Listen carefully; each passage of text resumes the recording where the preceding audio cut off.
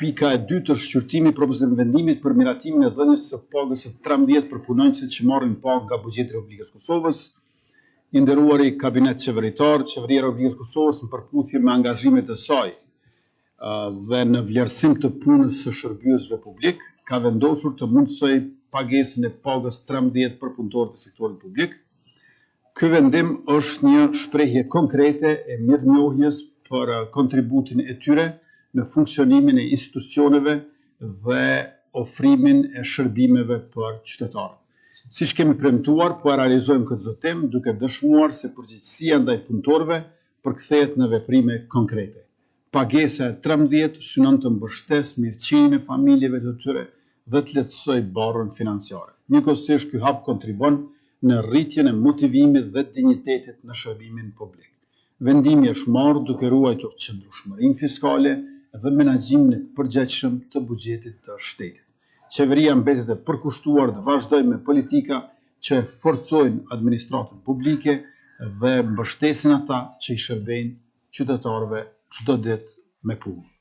E ftoj edhe një herë Ministrin e Financave Ekonon Muratin që ta merr fjalën. Faleminderit i nderuar kryeministër. Sa i përket vendimit në fjalë, pra do të ndalem ndoshta vetëm në konkretizimin e disa prej pikave apo rasteve të ndryshme, pra siç e përmendet edhe ju, siç e paralajmëruat, po e miratojmë pagën e 13 për të gjithë punonjësit në sektorin publik që marrin pagë nga buxheti i Republikës së Kosovës.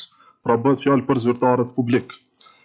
Sa i përket pagës së 13, kanë qenë disa raste pra kur është shikuar se si të zbatohet në mënyrën më të mirë të mundshme.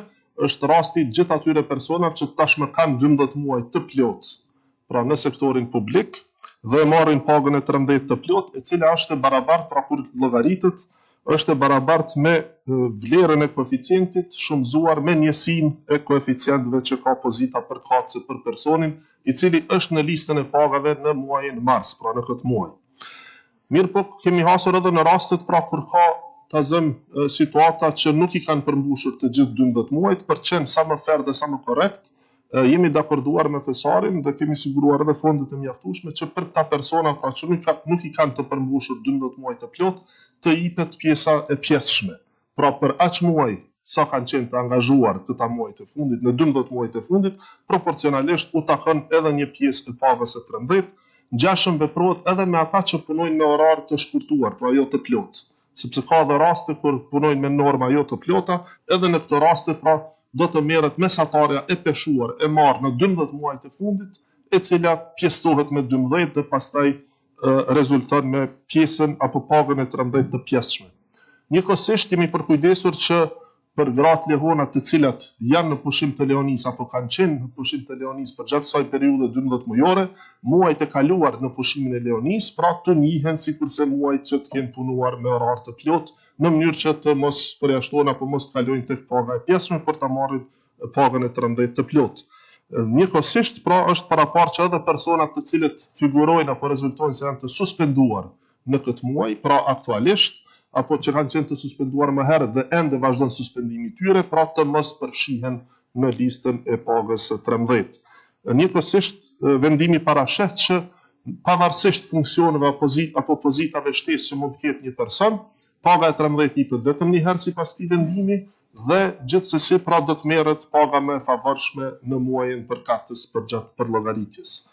Kësaj pra po besoj që jemi munduar të përmbledhim sa më mirë dhe që të ketë trajtim të çdo rasti të veçantë në mënyrë që pra të trajtohen të gjithë punëtorët, zyrtarët publik që marrin pagë nga buxheti me pagën e 13 dhe kësaj, siç e thatë edhe ju, pra sa do pak të lehtohet barra, por njëkohësisht të vendoset edhe një standard i ri në sektorin publik sa i përket mbështetjes dhe njohjes së kontributit të secilit. Faleminderit. Faleminderit Ministri Muratja, do fjalën në kështu diskutim. Atëherë ftoj për miratim, kush është për? Faleminderit, kundër nuk ka, abstenim nuk ka, konstatojmë që miratohet.